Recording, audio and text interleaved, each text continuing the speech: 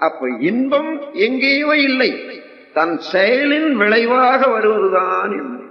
அதுதான் இயற்கையின் நியதி. எந்த செயல் செய்தாலும் அந்த செயலிலே ஒரு விளைவு. செயலின் நோக்கம், செய்யும் திறமை, இந்த இரண்டை கொண்டு இடம், காலம், தொடர்பு கொள்ளும் பொருள் இவற்றுக்கு ஏற்ப விளைவு ஒன்று உண்டாகும். அந்த விளைவு இன்பமா துன்பமா என்று கணித்து அந்த அனுபவத்தை வைத்துக்கொண்டு மீண்டும் மற்றும் ஒரு முறை ஒரு செயலில் ஈடுபடும் போது முன் அனுபவம், தற்கால சூழ்நிலை, எதிர்கால விளைவு, இந்த மூன்றையும் கணித்துக் கொண்டு தனக்குள்ள நன்மையாகவே இருக்கணும், தனக்கும் பிறர்க்கும் இடையில இனிமையாக இருக்கணும், எண்ணத்துக்கும் அறிவுக்கும் இயற்கைக்கும் மாறுபடாத இனிமையாக இருக்கணும்.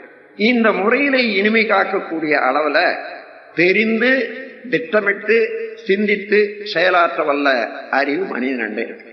அந்த மனிதனுடைய அறிவை நல்ல முறையில அதை நாம் சரியாக பயன்படுத்தி கொண்டோமேயானால் எல்லாவற்றையும் தெரிந்து கொள்ளவும் முடியும், அதே போல அனுபவிக்கவும் முடியும். எந்த குறையும் மனிதனிடத்துல இல்லவே இல்லை.